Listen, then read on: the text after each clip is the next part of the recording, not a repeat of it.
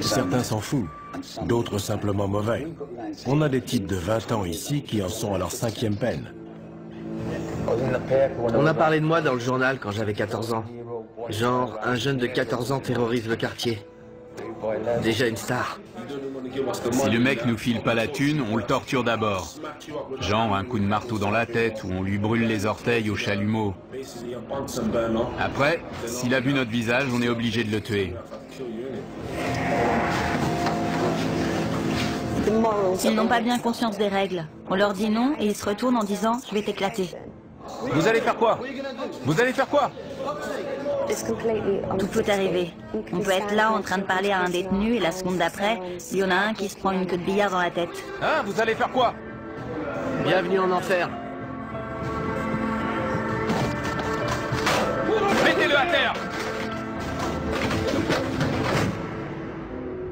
La prison d'Aylesbury, dans le Buckinghamshire, abrite les criminels parmi les plus dangereux de Grande-Bretagne. Ouf ça. On y croise des meurtriers, des violeurs, des malfrats et des pédophiles. Le plus effrayant, c'est que les plus âgés d'entre eux ont tout juste 21 ans. Un détenu sur 5 purge ici une peine à perpétuité ou d'une durée indéterminée pour protéger la société compte tenu de la gravité de leurs crimes. Pour garder le contrôle de la situation, les surveillants doivent faire preuve d'une vigilance permanente. Mes chaussures? Mais ils doivent également aider ces jeunes à reconstruire leur vie brisée. Ils ne sont pas faciles à gérer. La plupart purgent de longues peines pour des crimes assez sérieux. Il faut tout reprendre à zéro. C'est difficile. On leur a appris qu'ils pouvaient faire tout ce qu'ils voulaient. Après s'être attirés des ennuis et s'être retrouvés devant la justice, ils atterrissent ici et on essaie de corriger ce que leur famille ou leurs amis leur ont enseigné. Certains nous poseront toujours des problèmes.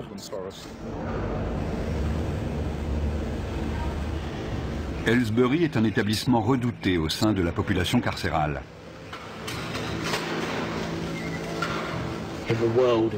Chez les détenus, la légende veut que Aylesbury soit la pire prison du monde. Quand vous arrivez, vous êtes accueilli par 5 matons baraqués, armés de matraques, et on vous assomme à la descente du bus. Ceux qui arrivent ont peur parce qu'on leur a dit qu'il y avait des problèmes de gang, des bagarres tous les jours, 4 à 7 par jour. Mais depuis un an, ça s'est un peu calmé. En revanche, quand un incident éclate, c'est généralement très sérieux. Ils utilisent des armes, des queues de billard, des armes artisanales, dans la gorge, dans la poitrine, sur le front. Il n'y a pas de règle. Et c'est rarement 1 contre 1. C'est plutôt 6 contre 1. Si le personnel n'intervenait pas, il pourrait y avoir des morts. Caspian Hogg est le dernier arrivé. Il a 18 ans. Après avoir été incarcéré dans un établissement pour mineurs, il a été envoyé ici en raison de problèmes disciplinaires. Asseyez-vous ici. Combien de fois avez-vous été incarcéré? 4 ou 5 fois. Ok. Quelle peine cette fois? 4 ans. 4 ans, d'accord. Avez-vous déjà pris de la drogue, de l'alcool ou autre produit assimilé? Ouais. Ok.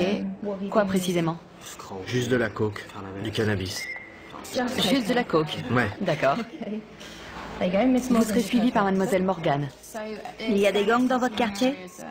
Ouais. Vous faites partie de quel gang? Stratford Longside. D'accord. Vous avez des gangs rivaux? Ouais, les Fairfield FMD. FMD? Ouais. Qu'est-ce qui vous oppose? C'est juste un gang rival avec qui on se frite en prison. En prison? Ouais, en prison. Donc c'est un gang de prison? Ouais. On est coincé toute la journée dans une cellule. On n'a rien à faire. Donc quand une baston éclate, c'est génial. Ça fait de l'animation. Ça fait passer la journée plus vite quand il se passe un truc. Dans le feu de l'action, on se bat pour survivre. Tu les défonces, ou alors c'est toi qui te fais défoncer. Moi, je me lâche. Si t'y restes, t'y restes. C'est comme ça.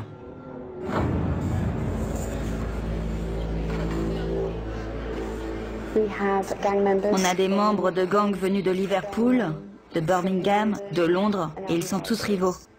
Certains viennent de milieux où ils n'ont connu que la violence. C'est déjà ouvert? Oui, c'est déjà ouvert.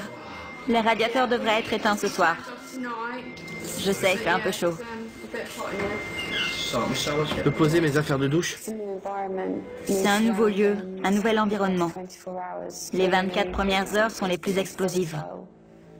On s'assure qu'ils ont tout ce qu'il leur faut et qu'ils sont bien installés pour leur première nuit.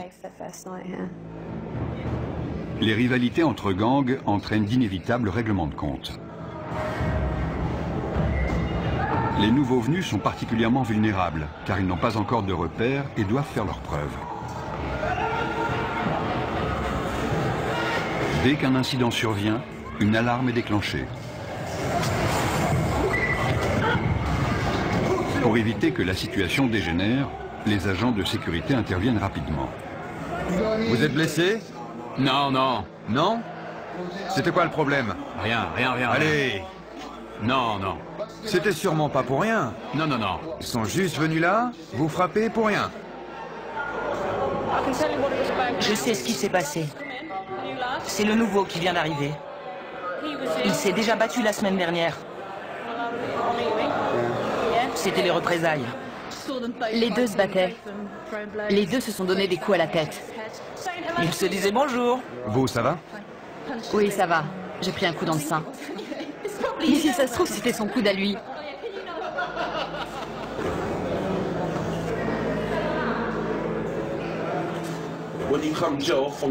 Quand on vient de la rue et qu'on arrive en prison, c'est encore plus violent que dans la rue, parce que tous les mecs de la rue sont réunis au même endroit. C'est pire.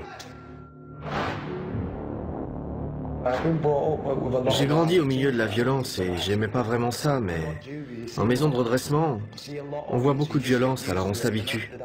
Et puis on finit même par aimer ça. Si je te connais, si je sais avec quel gang tu traînes, dès que je te vois, je t'éclate.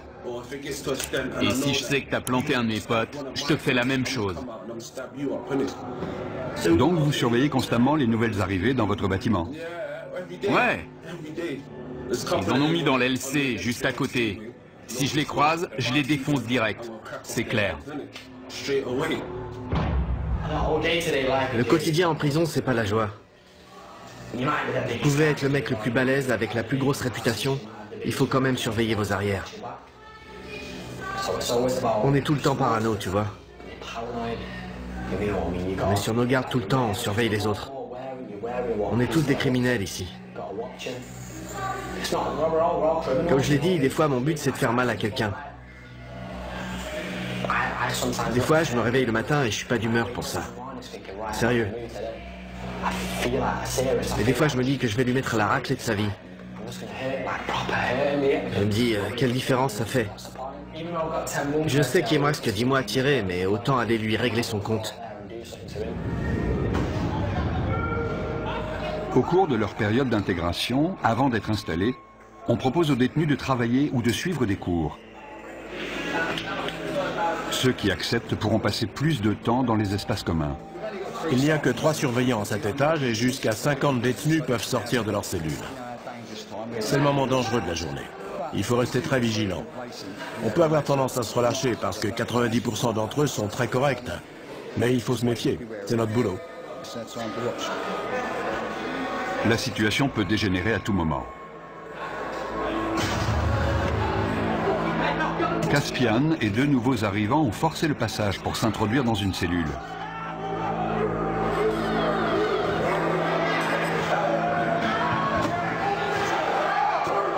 Ils sont armés, ils sont 4.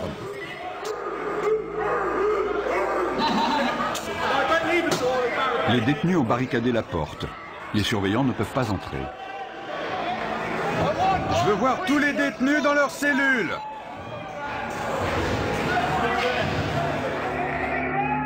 Le directeur de la prison est informé que 3 nouveaux arrivants ont pris un détenu en otage dans l'aile C. Apparemment, il y aurait 4 détenus dans la cellule. Dont un otage. Ils sont 4, dont un otage. On va envoyer des négociateurs devant la porte pour tenter d'établir un dialogue et on avisera.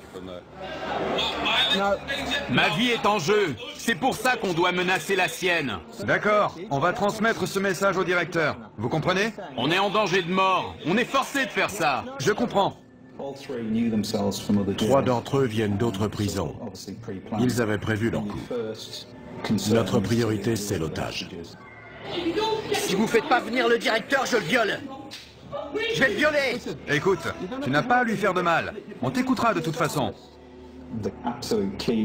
Le négociateur joue un rôle clé car il analyse la situation pour nous. Si nous sentons que la vie d'un détenu est en danger, il est clair que les négociations sont terminées et qu'on doit intervenir.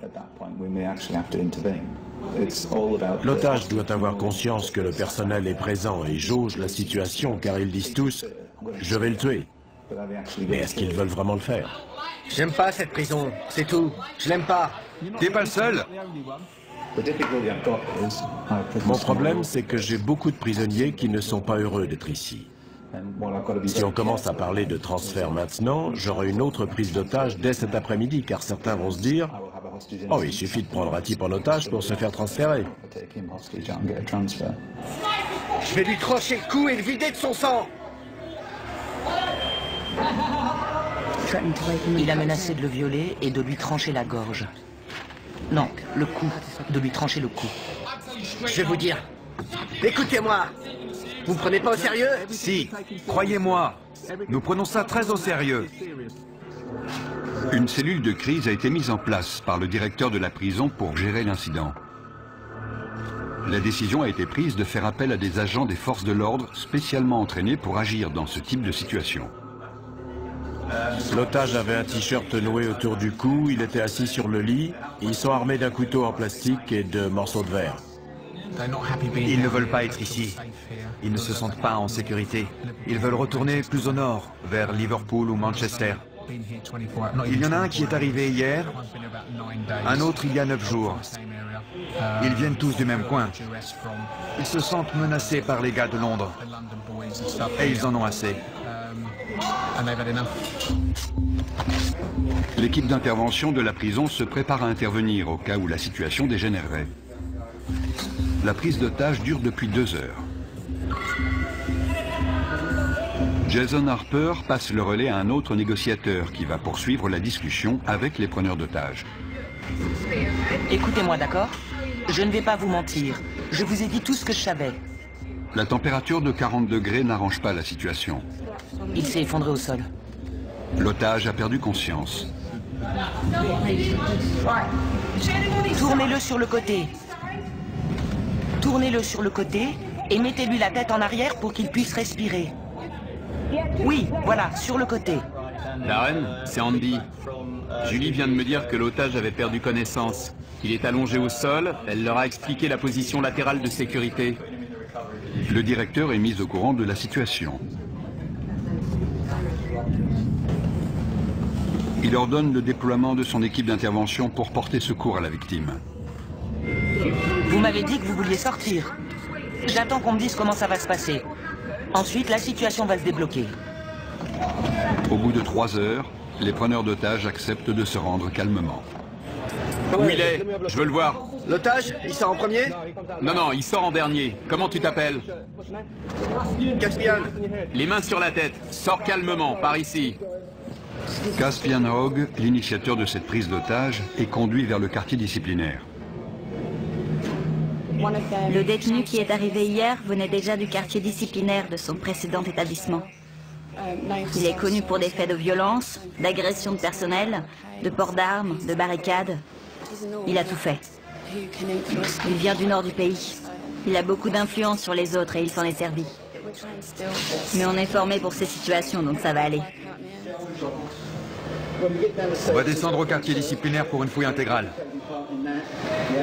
Je suis le responsable, donc j'y participerai. Chacun sera tenu à l'isolement en attendant qu'une punition soit décidée.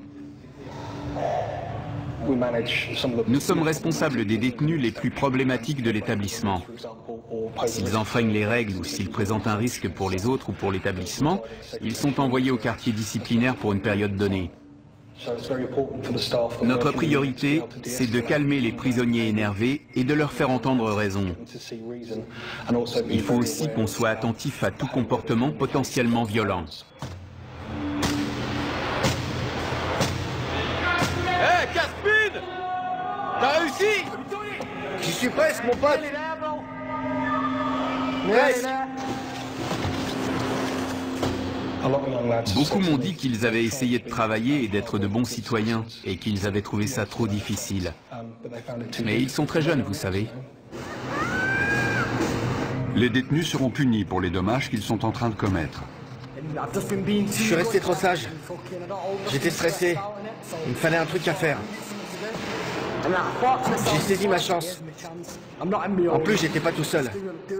Le gamin qu'on a pris en otage, c'est le seul de toute l'aile que j'aime pas. Alors je me suis dit que j'allais me le faire. Mais on lui a pas fait mal, on lui a rien fait. Ils m'ont frappé au visage et dans les côtes, en me traînant avec eux. Ensuite, l'un d'eux m'a attrapé par derrière et m'a fait asseoir sur le lit. Il me tenait comme s'il voulait me briser la nuque. Les deux autres frappaient la porte avec des boules de billard dans des chaussettes. Ils ont cassé ma télé et ils m'ont mis des bouts de verre sous la gorge. Ils ont dit qu'ils allaient me la trancher. Ensuite, ils m'ont dit de me déshabiller complètement et ils ont dit qu'ils allaient me violer. Qu'est-ce qui s'est passé? Rien, rien. Ils disent qu'on a pris un mec en otage et qu'on l'a agressé dans sa propre cellule. Ils ont appelé la police et on est à l'isolement pour l'instant. Vous dites que vous ne l'avez pas pris en otage? Non, on a juste barricadé la porte, c'est tout. J'ai toutes ces pensées qui ont défilé dans ma tête. Je ne savais pas si j'allais en sortir vivant. Je connaissais pas ces mecs. C'était le truc le plus flippant de ma vie. Pourquoi vous avez fait ça? Franchement, j'ai pas eu de visite depuis 6 mois, depuis qu'ils m'ont mis ici. J'essaie de retourner dans le Nord. Il n'y a que des mecs de Londres ici, je veux retourner chez moi. C'est pas ma prison, je veux être dans une prison de chez moi. Je suis tombé dans les pommes. Je me souviens juste qu'ils étaient en panique. Ils croyaient qu'ils m'avaient tué. Si on continue les conneries, si on agresse les surveillants, ils nous transféreront. Ça va, Liam? Ouais, et vous? Pas trop mal. J'ai connu des jours meilleurs.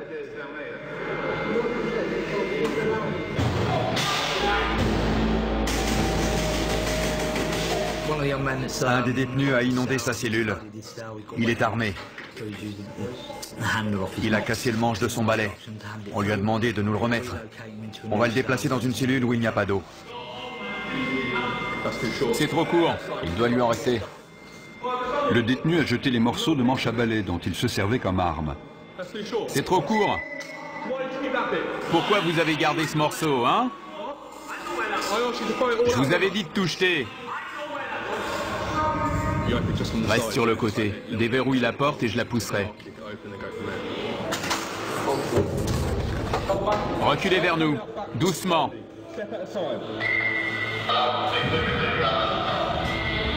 Ne vous retournez pas. Restez face au mur. Le détenu n'a pas obéi et s'est retourné. À partir du moment où on ouvre la porte, les négociations sont terminées. Soit il se rend, soit on intervient. Arrêtez de bouger. Si vous faites pas ce que je vous dis, on devra de nouveau vous immobiliser. C'est compris? Ouais. Super, allez, debout. Tu lui maintiens la tête pendant qu'on le lève. Vous avez entendu? On tourne. On utilise la force que quand c'est nécessaire et de manière proportionnée, mais ça fait forcément mal. Fouille intégrale. Il va maintenant être fouillé intégralement au cas où il aurait dissimulé une arme.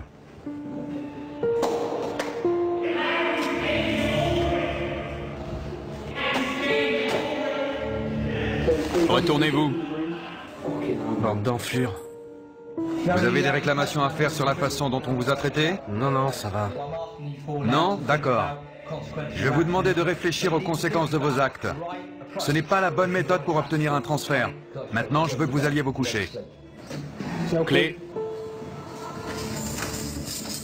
Nous devons les garder dans le quartier disciplinaire pendant un certain temps.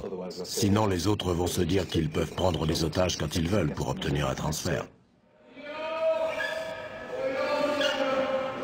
Des détenus de confiance nettoient les dégâts causés par les preneurs d'otages. J'ai choisi la voie la plus facile.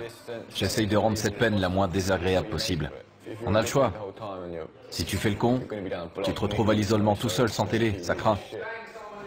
Les détenus exemplaires participent au fonctionnement de la prison, ce qui leur permet de passer plus de temps en dehors de leur cellule.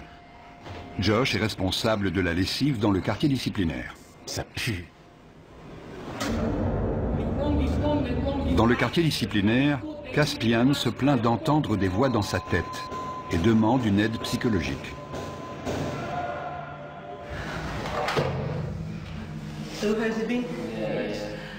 Je dois déterminer si vous êtes du genre manipulateur. Manipulateur? Si vous aimez titiller les gens et les énerver pour prendre l'avantage. Non, sérieux. Je risque de vous poser des questions qui vont vous énerver. Ouais. Vous avez le droit d'être en colère. Ce que vous n'avez pas le droit de faire, c'est être violent. Mais je suis un type violent, madame. Regardez mon dossier. Depuis mes 11 ans, je suis traîné de foyer en foyer et je suis incontrôlable. À 11 ans, j'ai arraché le torse d'un type avec mes dents. J'ai mordu une meuf à l'oreille. On a toujours dû me maîtriser. J'ai toujours le même sentiment. Et je me dis que mon destin, c'est de tuer quelqu'un. Et la perspective de sortir d'ici, de commettre un tel acte et de revenir en prison pour une peine à perpétuité ne vous dérange pas? Ça dépend. Quand je pète les plombs, ça me dérange pas, je m'en fous. Je pense pas que je suis un taré. Mais si on m'aide pas maintenant, je vais finir par le devenir. Je ne suis pas convaincu à 100% qu'il souffre de troubles mentaux. Il souffre de troubles émotionnels, ça c'est sûr. Car non seulement il a des pensées violentes, beaucoup de gens en ont, ce n'est pas idéal, mais ce n'est pas un drame, mais il prend plaisir à être violent, ce qui alimente ses pensées et ses fantasmes. Je pense que son comportement pourrait le conduire au meurtre.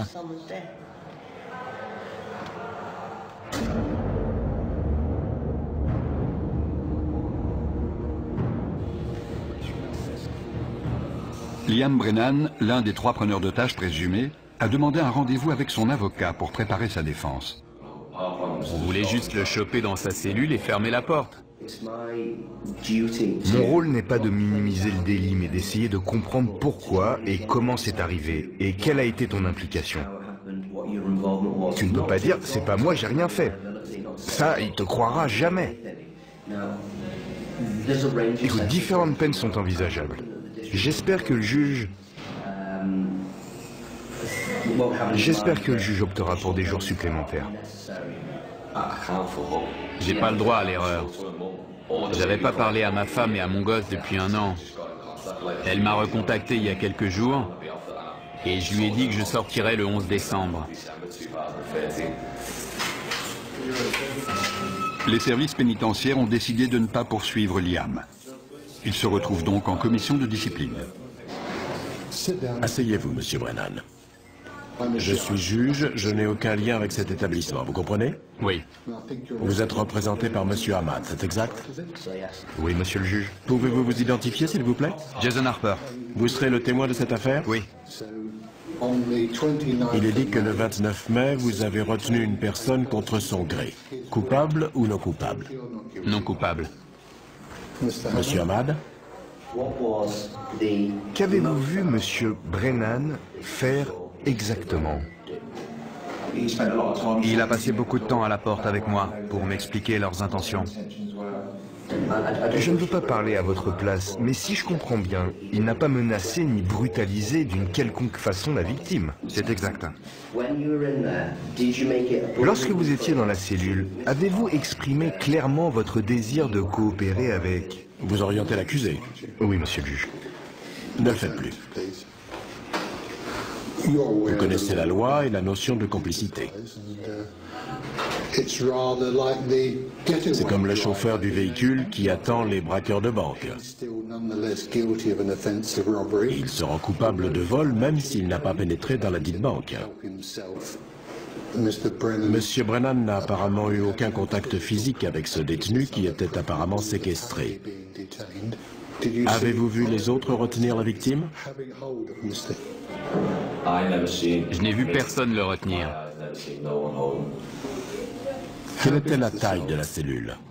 Petite, c'est une cellule de prison. J'ai du mal à croire que vous n'ayez rien vu. Ça me paraît inconcevable. Ou alors il ne s'est rien passé. Parce que sinon vous l'auriez forcément vu. C'est ça que vous me dites? Je dis pas qu'il s'est rien passé. Je dis juste que j'ai rien vu. Je regardais de l'autre côté, vous avez entendu Monsieur Harper. Je lui ai parlé pendant un long moment. Il est très clair pour moi que vous étiez tous les trois complices dans cet incident et je n'ai aucune hésitation à vous déclarer coupable. Je vous impose 32 jours de détention supplémentaire. Vous avez tout compris? Oui, j'ai compris. Cette procédure est terminée, merci. Pourquoi n'a-t-il pas été mentionné que la victime avait été dénudée et menacée de viol? Ça m'a surpris. Ouais, ça m'a étonné aussi. C'est mon jour de chance. L'agression n'a pas fait l'objet d'une poursuite pénale car la victime a eu trop peur pour témoigner. Dans le quartier disciplinaire, tous les privilèges, y compris la télévision, sont retirés.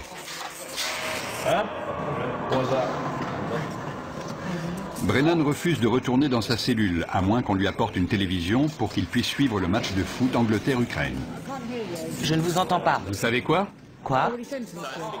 Je suis coincé ici 2 semaines sans télé, donc je m'en fous de m'attirer des ennuis.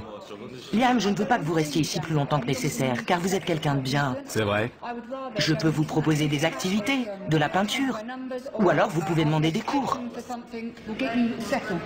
Moi? Demander des cours? J'ai pas suivi de cours depuis mes 11 ans, demander des cours? J'ai pas envie de me pendre. Michel Morris parvient enfin à convaincre Brennan de rejoindre sa cellule. Pour sa participation à la prise d'otage, Caspian est condamné à 38 jours de détention supplémentaire. Caspian, c'est votre dernière chance d'obtempérer. J'ai dit non. Les surveillants tentent de le raisonner, mais il refuse de retourner dans sa cellule. Il sera envoyé dans le quartier disciplinaire jusqu'à ce que le directeur estime qu'il est capable de rejoindre les autres détenus. Caspian, si tu ne suis pas nos instructions, on t'immobilisera de nouveau. D'accord? Personne n'est au-dessus du système. Il y a des règles, des procédures, des lois à suivre, que vous soyez un détenu ou un surveillant. Personne n'est au-dessus de ça. Debout. Debout. Caspian, par ici. Il n'y a qu'à l'extérieur qu'on peut considérer ces jeunes de 18 ans comme des adultes. Beaucoup n'ont pas la maturité d'un adulte. Ils sont très influençables et peuvent s'attirer des ennuis. Entre là-dedans. Je vais demander à l'infirmière de venir te voir.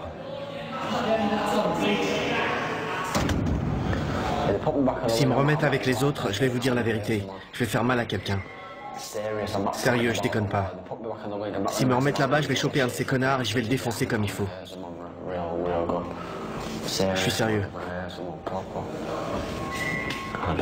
J'ai l'impression d'avoir une double personnalité. Tout m'énerve, tout le monde m'énerve. J'aimerais parler à quelqu'un, mais j'ai la tête en vrac. J'ai l'impression qu'elle est énorme. Tellement de trucs là-dedans, je me sens vraiment en colère. Je suis en rogne. Il y a certains détenus que je n'aimerais pas voir libérés avant très longtemps.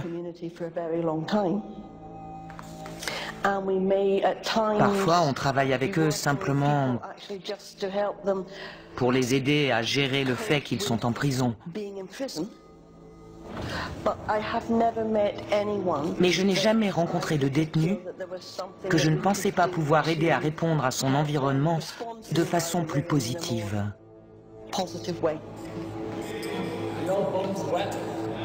L'état mental de Caspian Hogg continue d'être surveillé. De quel autre traitement pensez-vous avoir besoin? Est-ce que vous pensez que je peux faire autre chose pour vous aider? Non, rien. Il n'y a rien d'autre que vous puissiez faire. Pensez-vous que vous avez besoin d'apprendre à contrôler vos émotions?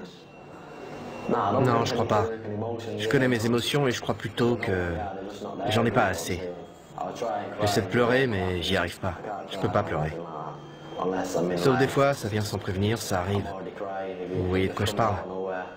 Je pleure pas quand il se passe un truc triste. Ça m'arrive même de rire. Pour vous, est-ce plus normal de penser à ce que ressentent les autres ou de ne pas y penser? Ça dépend des moments. Là, c'est moi, je suis là, je vous aime bien. Vous me comprenez? Mais si vous tombez sur moi un autre jour, quand je suis en mode furieux, je vois des choses différemment. Tout est en vrac. Je pense comme un psychopathe. Quand j'étais gosse, j'ai jamais voulu devenir policier ou ce genre de truc. Déjà, quand j'avais 8 ou 9 ans, j'ai toujours voulu tuer des gens. Mon père s'est fait assassiner quand j'avais 6 ans. C'est un truc de dingue, quoi. Depuis, c'est ce brouillard. C'est le bordel dans ma tête. Jeudi, je vous ai pris rendez-vous avec un psychiatre. Cool. Je ne sais pas à quelle heure ce sera. Ok. Il vous prescrira peut-être des médicaments. Je serais content s'il m'en donne. Mais s'il m'en donne pas, je serai en rogne. Ça vous mettra en colère? Ouais, carrément. Je suis convaincu qu'on ne naît pas bon ou mauvais. On apprend de notre environnement comment réagir au monde qui nous entoure. Et certains apprennent que la meilleure façon de réagir à ce monde, c'est par l'agression ou la violence. Super papa, tu sais comment je t'aime? Et quand tu l'ouvres, c'est marqué gros comme ça. Le père de Caspian a été assassiné quand il avait 6 ans. Il est donc très conscient de son rôle de parent. Je veux pas que mon fils grandisse dans les mêmes conditions que moi. J'avais 14 ans quand je l'ai eu, mais j'ai vieilli. À l'époque, j'avais pas toute ma tête. Je faisais que fumer de l'herbe, voler, j'étais débile. J'étais un gamin, donc je faisais des trucs de gamin.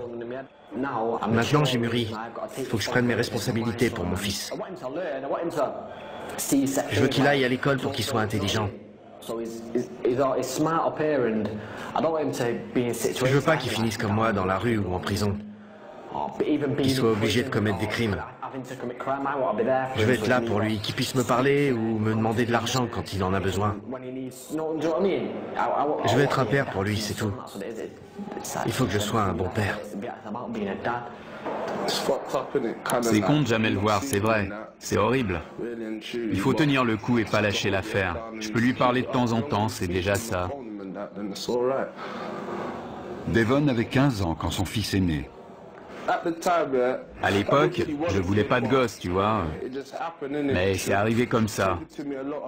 Elle m'en parlait tout le temps. Et alors je me suis dit, pourquoi pas? Quelqu'un va peut-être te régler ton compte demain. Tu sais pas où tu vas finir, alors autant pas perdre de temps. Vous avez vraiment pensé à la mort à ce moment-là? Ouais, évidemment. Dans mon quartier, il y a beaucoup de violence. Des gens meurent tout le temps. On n'est jamais à l'abri, ils peuvent vous dégommer quand vous traversez la rue. Pour certains détenus, le téléphone est le seul moyen de rester en contact avec leur famille. Ouais, tu me manques, bonhomme. Non, tu peux pas venir me voir. Papa est occupé. Papa nourrit des animaux. Je sais pas comment ça se met. Je veux pas que ça lui tombe dessus. Dans la chapelle de la prison, Josh se prépare pour la fête des pères. Exceptionnellement, les détenus exemplaires sont autorisés à passer du temps avec leurs enfants. Je peux jouer avec lui? On peut se rouler tous les deux par terre, je peux lui courir après. Une fois, il voulait que je vienne l'attraper, mais je pouvais pas aller plus loin. Je suis heureux de pouvoir passer 5 heures avec lui au milieu des rires et des pleurs. J'ai envie de l'attraper et de lui faire des câlins. Tu peux ouvrir la bouche? Bravo. Ça me plaît pas de le voir se faire fouiller, mais je préfère avoir cette relation avec lui. J'ai de bonnes raisons de changer. J'ai un gosse et une fiancée, une famille qui a besoin de moi. Pour être honnête, si j'avais pas ma famille, je me serais sûrement pas comporté aussi bien. Viens là, mon grand. Ils ont besoin de moi. Ils comptent sur moi pour sortir d'ici. Où elle est, ta cape? Tu fais ton timide? Si je me comporte bien, je retrouverai ma famille. C'est simple. Si je joue le jeu, je gagne tout. Sinon, je perds. Comment ça va, ma belle? Oh, arrête.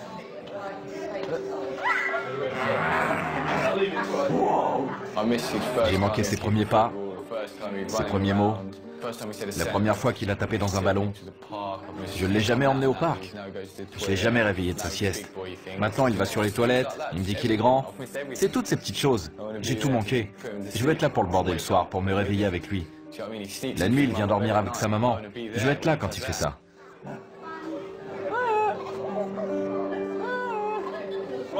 Messieurs, dames, s'il vous plaît, vous pouvez vous dire au revoir? Tout va bien. Quand j'ai su que j'allais en prison, je pensais qu'elle allait m'oublier. J'avais 18 ans et on était ensemble depuis 2 ans et demi. C'est un vrai test pour des adolescents, de rester fidèles et loyaux. Quand on est en prison, on ne pense qu'à ça. Il faut pouvoir compter sur quelqu'un de confiance pour traverser ça. Sinon, on craque. Je pourrais être là toutes les nuits à imaginer qu'elle me trompe. À plus. Je t'aime.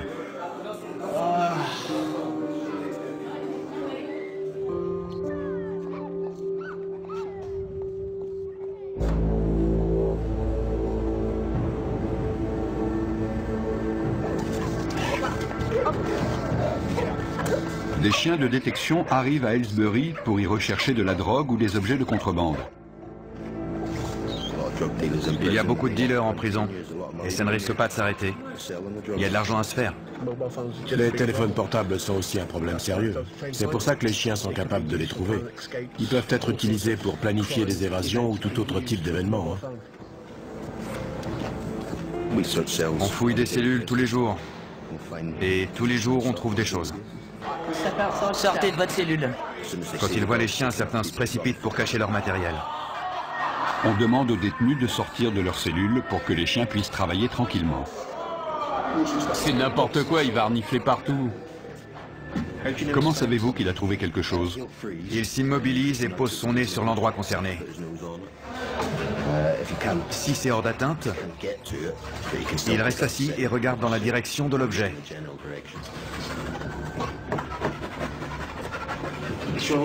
Il a l'air très intéressé par la fenêtre. Je vérifie s'il n'y a rien à l'extérieur. Il a peut-être senti une odeur de joint qui venait de la rue. Il reste concentré sur la zone autour de la fenêtre et du lit. J'étais en train de pioncer et ils amènent un chien dans ma cellule pour renifler partout. C'est n'importe quoi.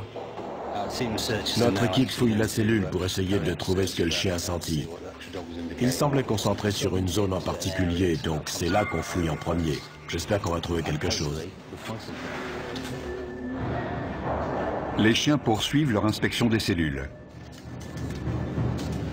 Ça sent dès qu'on l'ouvre. Il a fumé dans sa cellule, c'est sûr. Le chien va nous dire si la drogue est encore là. Oui, ça sent. Il y a de la drogue et des téléphones partout dans la prison. Avant, tout le monde planquait ça dans le meuble de l'évier en retirant les vis avec un coupe-ongle ou un truc dans le genre. Je vous en dirai pas plus. Avec un téléphone, on peut appeler qui on veut, envoyer des textos, parler à sa chérie le soir, vous voyez ce que je veux dire. On peut dire ce qu'on veut, gérer ses affaires, son fric, tout ça. Vous avez déjà eu un téléphone ici? Ouais, mais c'est trop de pression. On devient parano. Ils finiront toujours par le trouver. La première fois, on est là, ouais, ils ne le trouveront jamais. On se croit le plus fort, et puis ils finissent par en trouver un chez un mec, et là, tu peux être sûr qu'ils vont le faire parler. La semaine d'après, boum, un autre passe à table. On n'est jamais tranquille parce qu'ils savent tout ce qui se passe ici. Ils cachent parfois leurs affaires au fond de leur poubelle. Ils croient qu'on va pas les fouiller parce que c'est dégoûtant. Des cartes SIM, des téléphones, il y a tout. On a toujours un cran de retard parce que dès qu'on trouve quelque chose, ils cherchent une autre cachette. Une antenne cassée, ça peut servir d'arme. Il en a plus besoin, on l'apprend. Ils aiment regarder des images, évidemment. Je veux pas savoir ce qu'il fait avec ça.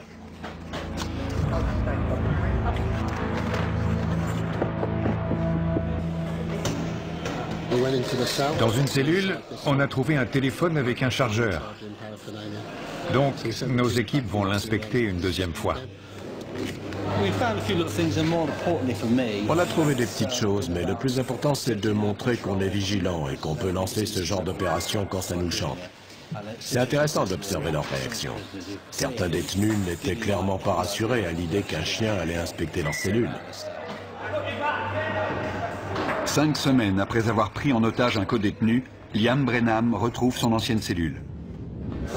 Mate mes affaires, elles sont trempées.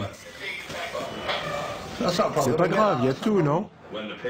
C'est une photo de mon fils, ça. C'est pas normal, non? Qu'est-ce qui se passe? C'est quoi le problème? C'est lui le problème. Si ça te pose un problème que j'ai pris l'autre en otage, je suis là, je t'attends. Sinon, casse-toi. Liam. Vous trouvez ça normal? La photo est trempée, mes chaussettes aussi. Et il me dit que c'est pas grave. Arrêtez de crier, d'accord? N'empirez pas la situation. La cellule a dû être fouillée. C'est ça la fouille, sérieux. C'était collé à la base. Écoutez, le lendemain, on a mis un cadenas sur votre porte, vous l'avez vu? On n'a pas ouvert cette cellule depuis 5 semaines. Et alors, c'est ma faute peut-être? Je n'étais pas là, je ne sais pas comment ça s'est passé. Mais est-ce que ça vaut vraiment le coup de vous attirer encore des ennuis? Non. Vous ne croyez pas? Non, mais ça m'énerve qu'ils me disent ça. Oui, mais vous venez juste de revenir. Le mieux, c'est de faire profil bas. Tout ce que les surveillants de cette aile savent de vous, c'est que vous avez pris un codétenu en otage et que vous avez causé des problèmes pendant votre isolement. C'est la seule image qu'ils ont de vous, vous comprenez? Vous en avez conscience? Ouais. Ils n'arrêtent pas de dire que les surveillants leur manquent de respect. Mais ce sont eux qui sont grossiers avec nous, qui nous manquent de respect et qui voudraient qu'on prenne des pincettes avec eux. Comme s'ils étaient des gosses à qui on devait apprendre les règles de la prison. Ils ont entre 18 et 20 ans, ils sont censés être adultes et savoir rester respectueux. Un bon comportement peut permettre aux détenus d'être transférés plus près de leur domicile. Quand j'ai Tasha au téléphone, j'entends les mouettes derrière elle. Quand je serai transféré, elle sera tout près de moi. On partagera le même ciel, on sera au même endroit, on entendra les mêmes choses. C'est comme si je rentrais déjà chez moi. Josh va purger le reste de sa peine à proximité des siens. Soucieux de contrôler ses pulsions violentes et de rentrer chez lui, Caspian a accepté de prendre des antipsychotiques. Ça calme ce qui se passe dans ma tête. Et ça marche? Ouais, dans un sens. Mais c'est pas génial. Je me réveille le matin, il y a des taches de baffe sur le drap. J'ai même pas d'oreiller, j'ai carrément oublié. Est-ce que vous vous sentez mieux? Est-ce que ça a calmé vos pensées? Ouais, les pensées ont disparu, mais le problème, c'est l'état dans lequel ça vous met. J'aime bien être un peu défoncé, mais là, j'ai l'impression d'être un zombie, tu vois. Genre, un taré sous médoc. Le mec complètement à la masse. C'est pas bon, ça. Les fantasmes, les pensées violentes, Les désirs de meurtre et de notoriété liés à ces meurtres ont grandement diminué. Il a même expliqué qu'il avait parfois la tête vide. J'aimerais maintenant travailler avec lui pour qu'il essaie de comprendre ce qui se passait dans sa tête et qu'il sache où demander de l'aide si ses pensées venaient à ressurgir.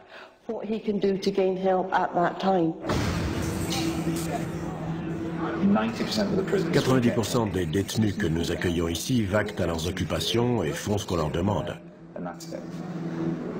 Il peut y avoir de petits incidents, mais c'est tout. Ce sont les 10% restants qui causent la majorité des problèmes. Ils ne veulent pas rester tranquilles ni faire ce qu'on leur dit. Ils se rebellent constamment. Ils essaient de créer le désordre pour saper notre travail.